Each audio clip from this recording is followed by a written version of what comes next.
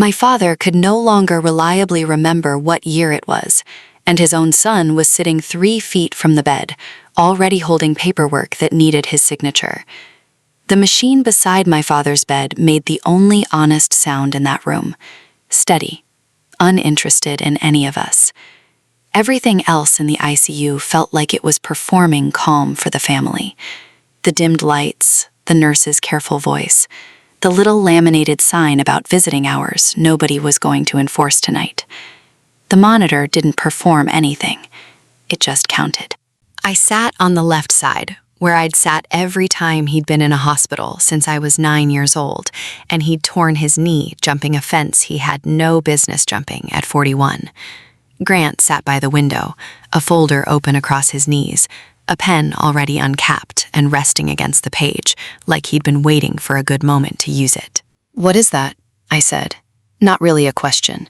I already recognized the logo printed in the corner, the same one from a business card he'd pressed into my hand at Thanksgiving 2 years earlier, back when I'd smiled and said, "That's great, Grant," and meant it, mostly. "Paperwork," he said, not looking up. "For him to sign?" "It's not a good time, Aaron." I let it go. "I need you to understand something about me before anything else happens in this account. I let things go. I have a professional reason for that, one Grant didn't know about, and a personal reason, one he did. I'll get to both of those." A nurse came in to check the lines, and Grant closed the folder and slid it back into his bag like it had never been out. His phone buzzed against the arm of his chair while he stepped into the hallway to take a call. He didn't check it before he left. It sat there, face up, 3 feet from my father's bed, screen lit. "Recert paperwork needs his signature this week. Can't miss this window." I didn't touch the phone. I want that on the record, because everything that happened afterward depended on the fact that I didn't. I have rules about other people's devices. I have rules about a lot of things. I read the words upside down from where I sat, memorized them without meaning to, and put my eyes back on my father's face before Grant came back in. "Everything okay out there?" I asked.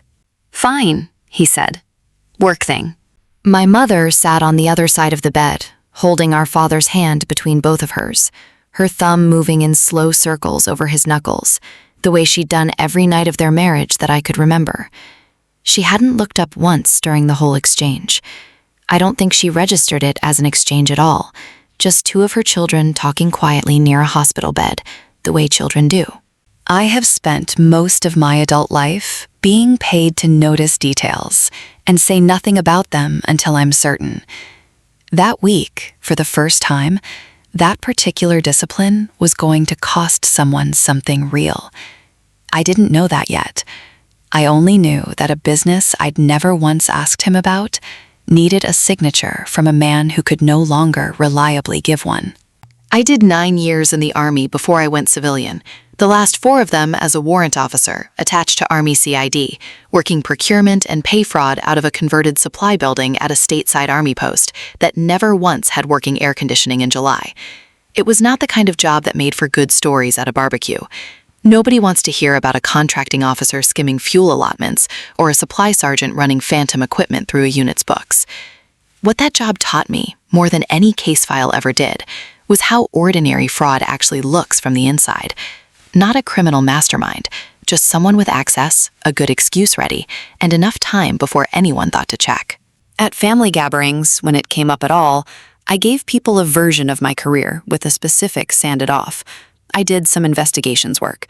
Somebody would nod, ask if I'd ever met anyone famous, and drift back toward whatever Grant's newest client had signed. Nobody in my family ever asked what investigations work actually meant in practice, and for a long time I let that stand, because specificity was the thing that made people uncomfortable at a dinner table, not the vagueness. 6 years earlier, at a different kitchen table, I learned exactly how this family folds the truth into something smaller than it is. I was 26, fresh out of a training pipeline that would eventually land me at a desk reviewing fraud for a living, though I didn't know that yet. I sat across from my father with a printed spreadsheet and told him his son had padded 3 vendor invoices for a landscaping contract that, as far as I could tell, had never existed. My father looked at the numbers for a long time, longer than it should have taken to read 3 lines. "You're sure?" he said. It wasn't really a question. Our family specialized in those. I'm sure. And if I ask him about it, he'll say the vendor did the work in cash, or that the invoices are for a job you don't know about. He's good at that part. You make him sound like a criminal, Aaron. He's your brother. I'm telling you what 3 invoices say, next to a bank statement that doesn't match them.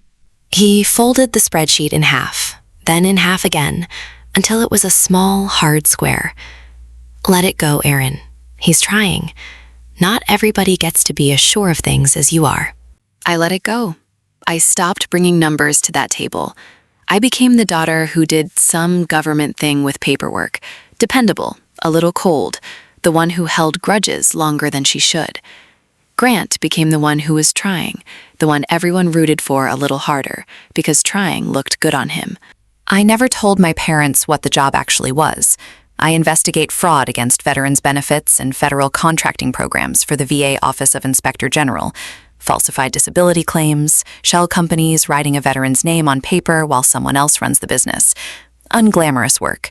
It was also, it turned out, exactly the training that let me recognize almost instantly the shape of what my brother was quietly building on top of our father. I didn't know that yet, sitting at that table with a folded square of paper between us. I only knew the taste of being disbelieved by someone whose belief mattered more than anyone else's, and that I'd swallowed it, and called swallowing it the mature thing to do. I thought about that folded square of paper every time I watched Grant close a folder in front of me, 6 years later, in a room that smelled like antiseptic instead of coffee. 3 nights before he died, my father left me a voicemail. I was standing in the hospital parking lot when it came in, too tired to answer, and his speech had gotten hard to follow since the first stroke, so I let it go to message, the way I'd started doing more often than I like to admit. I listened to the first line once, standing in the cold with my keys already in my hand. Aaron. A pause, the sound of him working to get air behind the words. If anything happens to me, don't let him touch the paperwork. Promise me. That was as far as I let myself go that night. I filed it, the way I file most things, under deal with this later, and told myself it was an old man's ordinary anxiety about a will, nothing sharper than that. I didn't call him back to ask what he meant by paperwork specifically. I have turned that decision over more times than I can count since. It sits near the top of a short list of things I would take back if the world worked that way. He died 2 nights later, quietly, in the hour before dawn, with none of us in the room to hear whatever he might have wanted to say next. At the funeral home, Grant stood at the small podium and delivered a eulogy that mentioned our father's 22 years of service 4 separate times, and never once mentioned that our father used to burn the eggs on purpose every Sunday because it made our mother laugh so hard she'd have to sit down. I noticed 2 men near the back in dark, well-cut suits who didn't belong to any branch of our extended family, watching Grant with the specific, unhurried attention people reserve for evaluating something they've already decided to invest in. Business partners, Grant told me afterward, adjusting his cuff.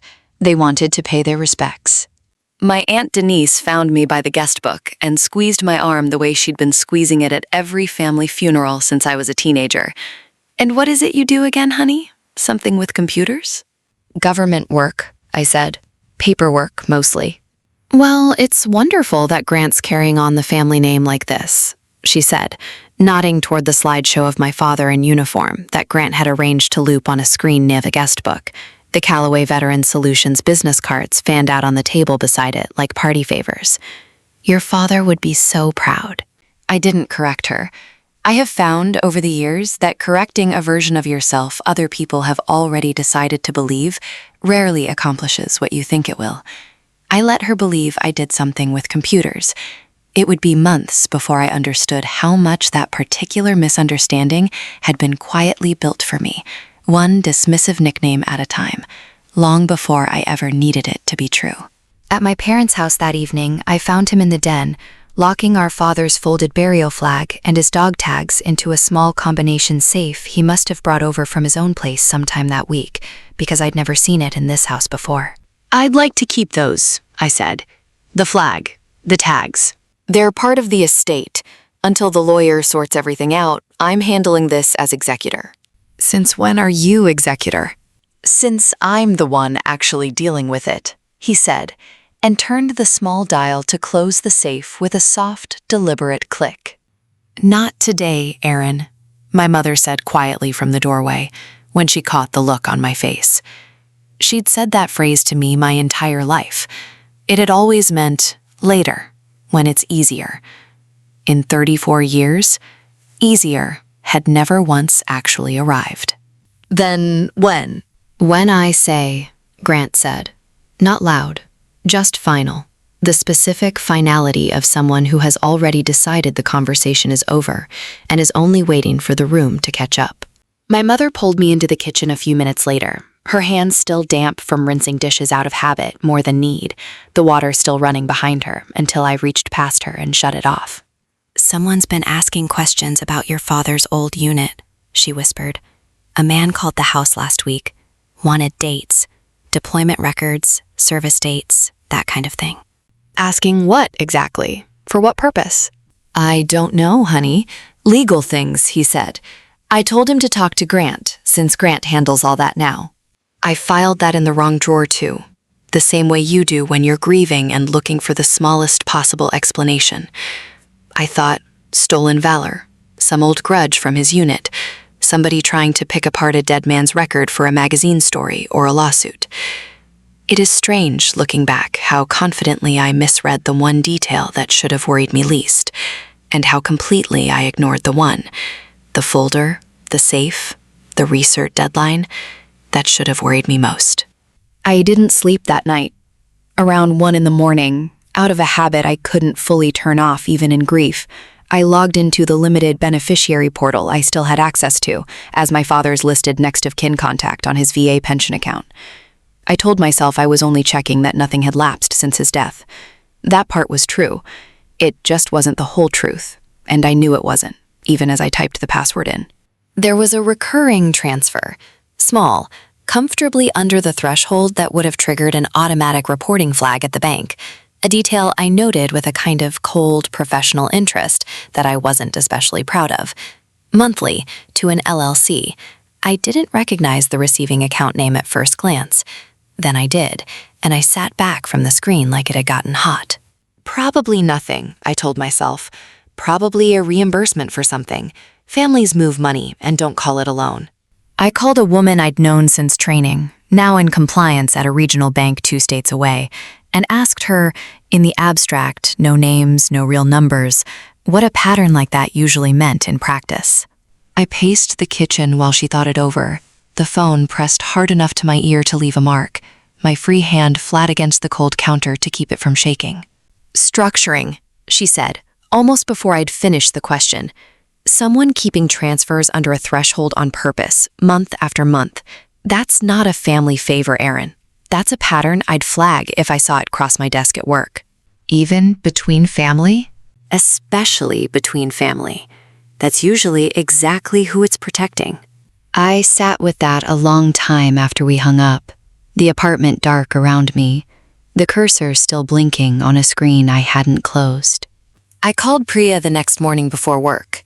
We'd come through CID training together years earlier, and she was the only person in my life who'd ever heard the unedited version of the vendor invoice story, the one where I told my father the truth and watched him fold it into a smaller and smaller shape until it disappeared. "You called me at 6 a.m., she said. "This is either very good or very bad. I think my brother's committing benefits fraud using my father's name." There was a pause on the line, the specific pause of someone recalibrating an entire conversation in real time. "Okay, walk me through what you actually have, not what you suspect." I told her, the transfers, the recertification date, the mismatched signature I hadn't yet had confirmed by anyone but myself. "You know what this is," she said when I finished. "You've built this exact case for other families a dozen times. Why does it feel different sitting on your side of it?" "Because last time I brought him something true, my father asked me to let it go, and I did. And this time? This time nobody's asking me to sign anything," I said. "That's the difference. Last time it was a spreadsheet across a kitchen table. This time it's federal money and a woman who's about to lose her house. Then you already know what you're going to do, Priya said. You're just calling me so someone says it out loud before you have to. Say it then. Report it. Recuse yourself the second it's official. Let people whose job this is do their job. And Aaron, this isn't the same as being 26 at that table. You're not asking your father to believe you this time. You're asking a process to work. Those aren't the same kind of hope. I didn't sleep much that night either, but it was a different kind of sleeplessness than the one before her call. Less like dread, more like waiting. The next night, I pulled 2 documents I had legitimate legal access to as my father's healthcare proxy: the neurology report from the week of his first major stroke, and a business recertification form Grant had left carelessly, folded into a stack of household papers he'd asked me to help sort through for the estate. The neurology report put the date of clinically significant cognitive impairment 11 days before the date on the recertification form. The signature on the form was clean, fluid, confident, almost showy in its consistency. I set it down next to a consent for treatment form from that same week, one I remembered watching him sign myself, his hand trembling so badly the nurse had finally reached over and steadied the clipboard for him. They were not the same hand. Not close. That's not his hand, I said out loud, to an apartment with no one in it, and something in my chest went very still and very quiet. The particular procedural quiet I recognized from every time at work I'd realized a case I'd assumed was routine was about to become something else entirely. I didn't know yet what the form itself was for. I only knew that someone had signed my father's name after my father could no longer reliably sign anything at all, and that someone had a folder and a company and a locked safe sitting in my parents' den with my father's flag inside it. I called my father's neurologist the next morning, not to ask him to interpret a business document. I knew better than to ask a doctor to play detective, but to confirm, plainly, what his own report already said, in language I wanted spoken out loud by someone with no stake in my family at all. The impairment was documented and significant as of that visit, he said, reading from his own notes, while I sat with a pen over a legal pad, writing down his exact words rather than my summary of them. I noted it clearly in the chart, specifically because I anticipated it might matter for financial or legal purposes down the line. I see this more often than people realize. Would you be willing to put that in a letter, if it were ever needed? For a legitimate inquiry, yes. That's exactly what the documentation is for. I thanked him and hung up, and sat for a moment with the particular, unglamorous satisfaction of a fact confirmed by someone who had absolutely no reason to shade it in my favor. That was the difference, I'd tell anyone who asked me how to do this kind of work honestly. Not suspicion, verification, from a source with nothing to gain from telling you what you wanted to hear. I found out what the form was actually for 6 days later, in my parents' living room, in front of a lawyer Grant had brought along, and a stack of documents, thick enough that my mother had put on her reading glasses and still visibly lost her place before she reached the second page. It's simple, the lawyer said, sliding a single page across the coffee table toward her, a pen resting neatly on top of it, cap already off. A transfer of the property into the LLC avoids a complicated probate and estate tax situation down the line.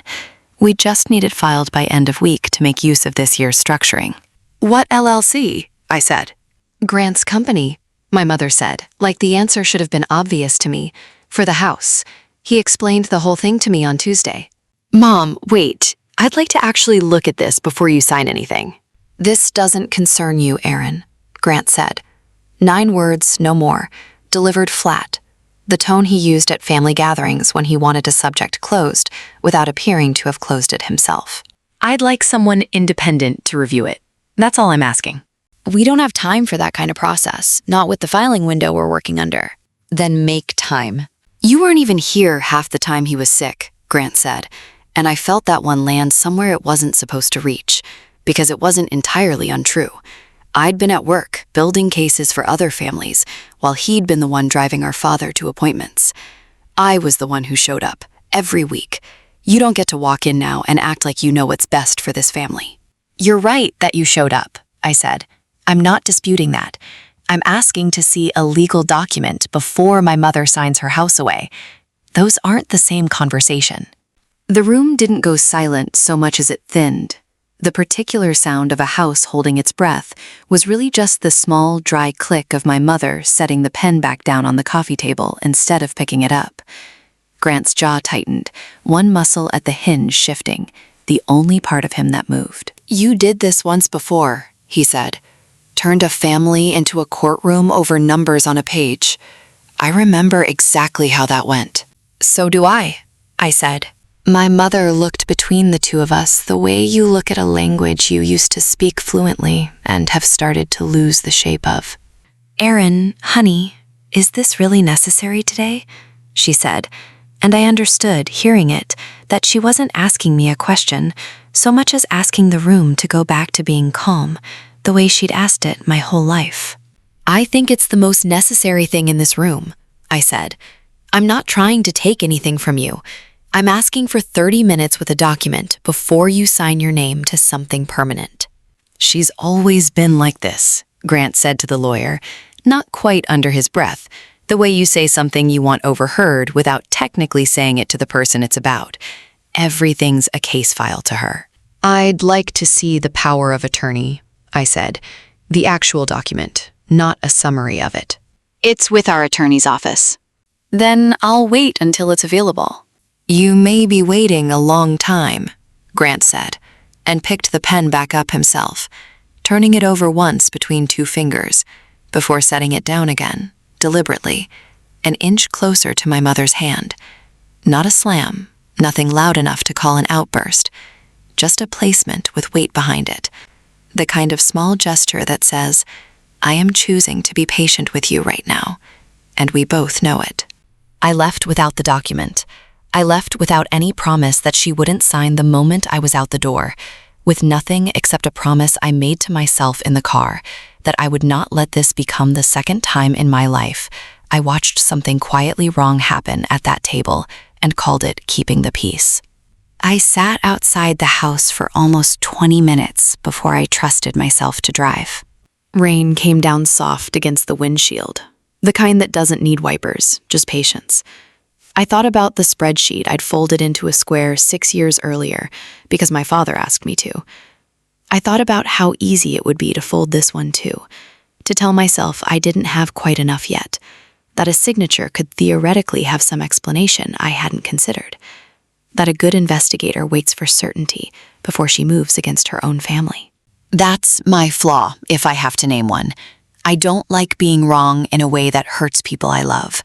I would rather wait one more day, gather one more document, confirm one more detail, than act on 90% and become the reason a family breaks over something I got slightly wrong. It has served me well professionally. In a family, I would learn exactly what it cost, and I would learn it before this was over. My phone still held my father's last voicemail. I'd only ever let myself hear the first line of it. I played the whole thing through this time. "Aaron." The same breath, the same pause before the words, but it kept going past the point where I'd always stopped it before. "If anything happens to me, don't let him touch the paperwork. Promise me." Another breath, longer, like it cost him something to keep talking. "You're the only one who'll know what to look for. That's why I'm telling you, not him." I sat in the dark car with that for a long time, the rain slowing, then stopping. He hadn't been talking about a will. He'd known.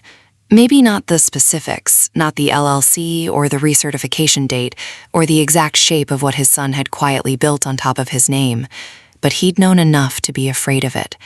And he had chosen, on purpose, in what may have been one of the last clear-headed nights he had, to hand that fear to the one child in the family whose entire career had trained her to carry it correctly. I'm not going to dress that moment up as triumph, because it wasn't.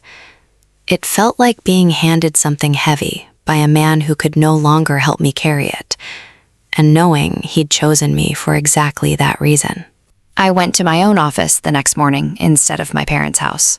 I've sat across a desk from a lot of people over the years who believed their family situation was too small, too personal, too tangled up in love to actually qualify as fraud. For the first time, I understood from the other side exactly why they always hesitated before filing anything. I laid it out for my supervisor without softening a single piece of it. The recurring transfer pattern, the recertification date measured against the neurology report, the mismatched signature, the pending property transfer moving under manufactured time pressure. I didn't use the word brother until she asked me to clarify the relationship, and even then I said it the way I'd say any other fact in a case file. I need to formally recuse myself from anything involving this business, I told her, but I need someone to actually review it, properly, through channels, not because he's my brother, because a service-disabled veteran-owned set-aside is very likely being used by someone who hasn't functionally been the qualifying veteran in years, and an elderly man's pension and his wife's house are both attached to it right now. She didn't ask if I was certain enough. She asked how much documentation I already had ready to hand off, which was its own kind of answer. 2 hours later, I sat in a smaller room with a woman named Agent Torres, who worked exactly this category of case for a living, and who took notes in handwriting so neat it looked almost typed. "Walk me through the recertification date again," she said, slowly. "I want the exact language on both documents." I did, twice, reading directly from copies I'd already annotated. She didn't react to any of it the way people react to gossip. No raised eyebrows, no tilt of sympathy in her head. She reacted to it the way I would have, on the other side of that same desk, like data that needed to be verified, sourced, and sequenced correctly before it became anything actionable. "How confident are you in the signature comparison specifically?" she asked. "That's the piece that turns this from a family property dispute into something we can actually move on quickly." "Confident enough to hand it to you instead of sitting on it," I said. "Not confident enough to call it conclusive myself. That's exactly why I'm not the one who should be the analyst on this." She nodded, made a note, and didn't try to talk me into more certainty than I actually had, which I appreciated more than she probably realized. "This isn't about being right," I told her, more for my own benefit than hers. "It's about what he's still doing, right now, to a program that exists for people who actually need it." "I understand that," she said. "We'll take it from here through the appropriate channels, working with the Bureau on the financial side. You did exactly the right thing, bringing this to us instead of trying to handle it yourself." I didn't feel righteous walking out of that building. I felt like someone who had just dropped a letter into a mailbox she couldn't reach back into, standing at the slot a full minute after the lid had already swung shut on its own weight. Torres called me 11 days later, from a number I didn't recognize. Careful the way people are careful when they know a call might land on speaker in a room they can't see. "I can't share case specifics with you," she said, given the recusal, "but I can tell you the referral was accepted, and it's moved to active status with the Financial Crimes Unit. That's public enough information for me to say." "Understood. You should also know, and I'm telling you this as a courtesy, not as an update on your brother specifically, that in cases like this, service dates and unit records sometimes get requested from multiple directions once a file opens. If anyone from the family mentions people asking questions about your father's record, that's very likely connected to what's already in motion, not a separate issue." For a second, I didn't say anything. The call I'd spent weeks writing off as somebody else's grudge, a stolen valor tip, a lawyer chasing a footnote, had been mine all along. I'd just been telling myself the wrong story about it. I thought of my mother in the kitchen 3 weeks earlier, telling me someone had called, asking about deployment dates. I hadn't misread that detail as badly as I thought. I just assigned it to the wrong story. "Thank you for telling me that," I said. "Don't thank me. Just keep doing exactly what you've been doing, which is nothing from where you're sitting. Let the process work."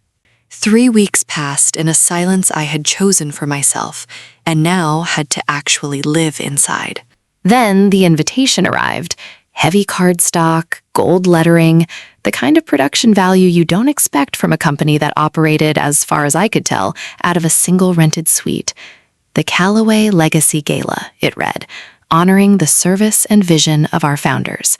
My name was printed on the guest list insert, and beneath it, in Grant's own handwriting, "Would mean a lot if you came."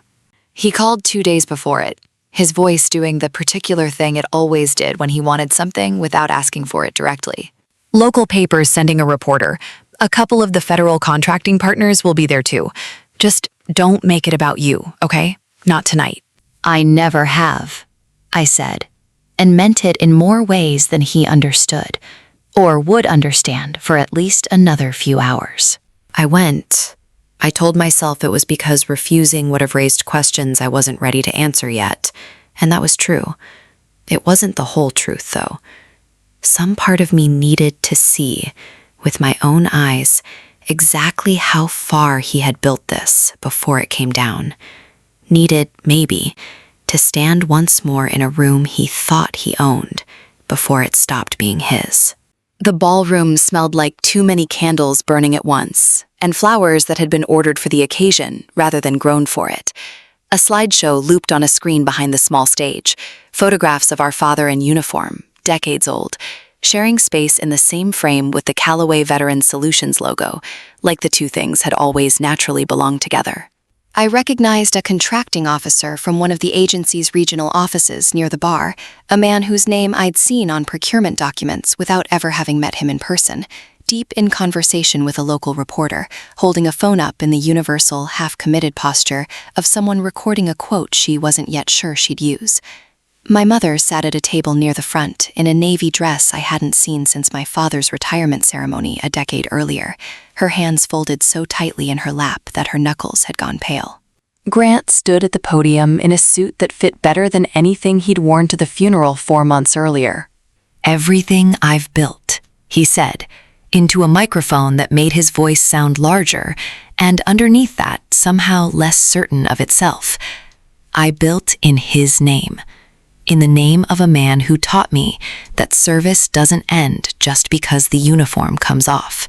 I stood near the back of the room with a glass of water I never touched, watching 24 people who had each paid for a seat, not along with him, and I thought about a recertification form carrying a dead man's signature, filed less than a year after his mind had already begun to leave him behind. I didn't feel triumphant watching that.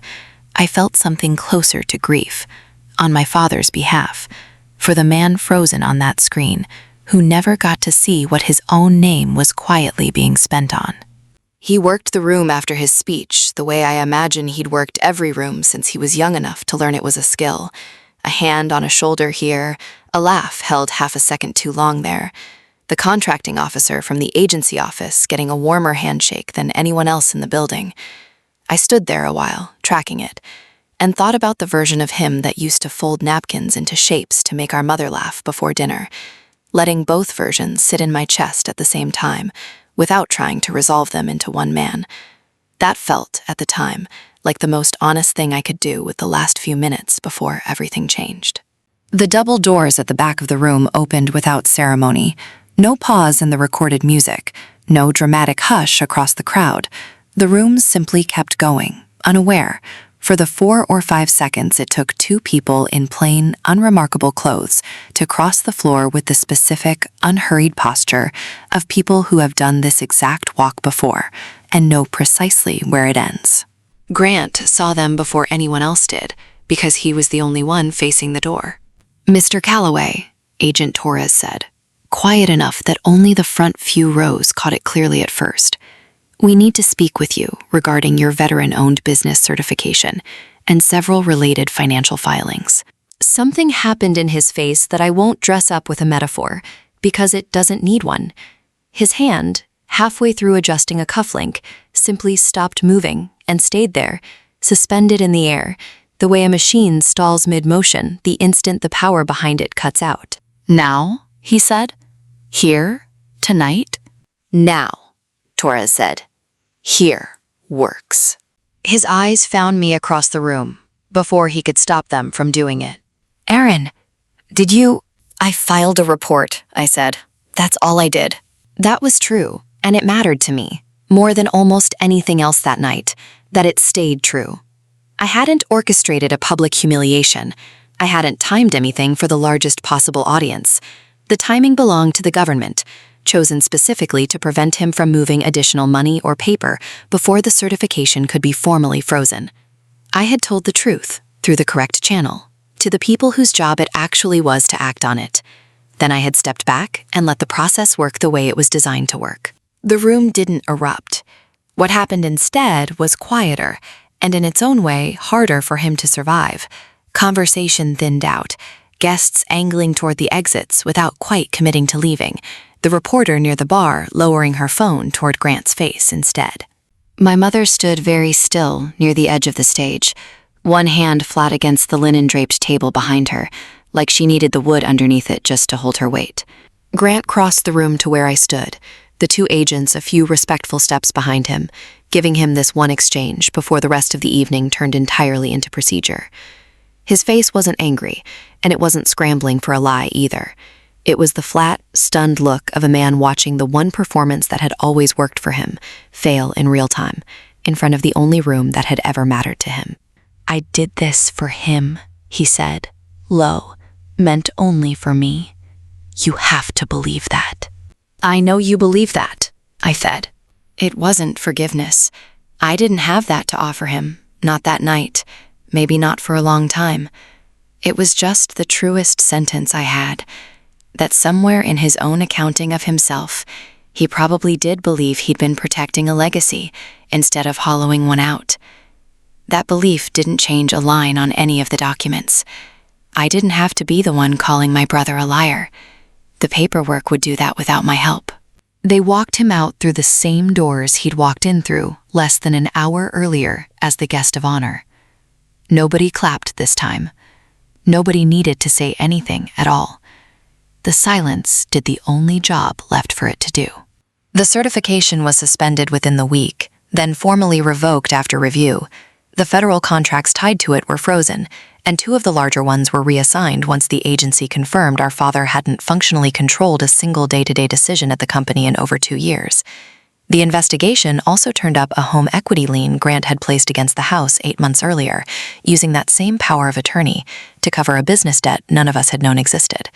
The lien was released, and the property transfer paperwork my mother had never actually signed was formally voided along with it. The house stayed hers, plainly in a way it hadn't been since that folder first landed on the coffee table. Aunt Denise called that same week to say she told everyone Grant was carrying on our father's name. I told her she'd had no reason to doubt him. I let the rest of it go unsaid. Grant was charged the following spring with wire fraud and making false statements on a federal certification, alongside a civil action tied to the mortgage transfer. He took a plea rather than go to trial, restitution and probation, instead of the years the original charges could have carried. And my mother never had to sit in a courtroom and hear it all read into a public record.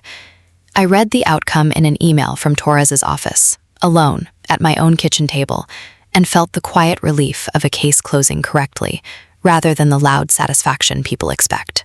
None of that undid the 11 days sitting between a diagnosis and a signature. Some things don't come all the way back once they've been taken. I've had to learn to stop expecting them to.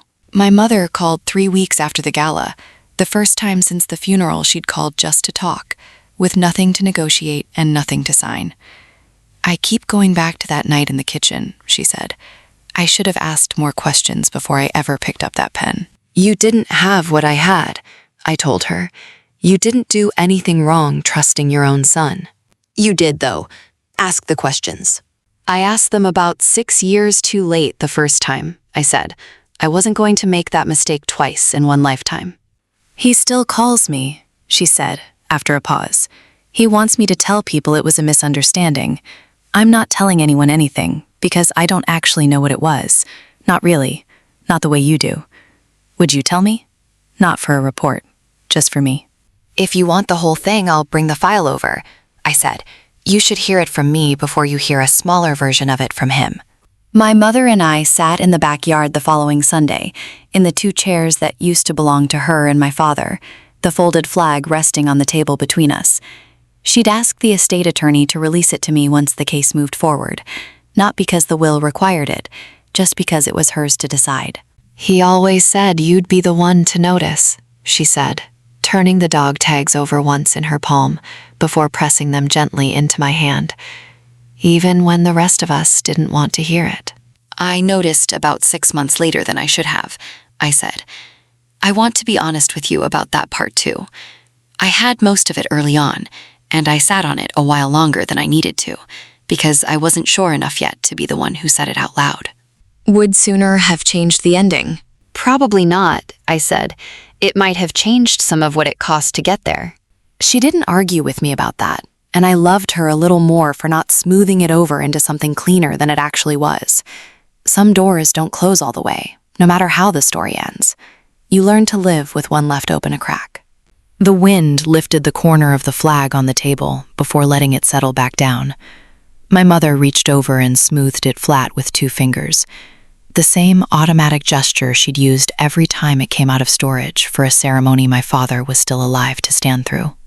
He'd have hated all of this. The gala, the papers, being talked about like a prop in someone else's speech. He'd have hated that most of all, I think, I said, being used instead of asked. You didn't use him, she said. You listened to him. There's a difference, and I don't think I understood that until just now. I went back to work the Monday after the gala. My supervisor had a new case on my desk, a different family, a different set-aside, a different signature that didn't quite match. I sat down with it, and for just a moment, I didn't. I thought about the 11 days between a diagnosis and a signature, and the 6 years between a folded spreadsheet and a filed report, and understood that every file on that desk had a version of my mother in it, holding a pen she wasn't sure she should pick up. I opened the file anyway. That's the job. You don't get to stop noticing things just because the last time it cost you something. I still have a copy of the recertification form. Not for the case file. That's filed away in evidence I'll never touch again. I kept one copy for myself, the one with the signature that was never his. I don't look at it often. When I do, it's a reminder of the exact cost of waiting one extra day to trust something I already knew. If there's one thing I'd want someone listening to this to carry with them, it isn't really a lesson about paperwork or about brothers, or even about the particular weight of a uniform that some people respect too easily and others don't respect at all. It's this. The hardest part was never gathering the evidence. The hardest part happened 6 years earlier, at a kitchen table, when I already knew something was wrong, and let someone convince me that staying quiet was the same thing as keeping the peace. It wasn't. It never actually is. It rarely looks like a courtroom moment when it's actually happening. Most of the time, it looks like a spreadsheet folded into a square, a voicemail you let go to message, or a pen you watch someone else pick up while deciding whether today is the day you finally say something. The evidence is almost never the hard part. Believing you're allowed to act on what you already know is. If you've ever been the one in your own family who noticed something first and got called difficult for it, I'd like to hear how you finally learned to trust yourself anyway. Tell me in the comments below. I read every one of them.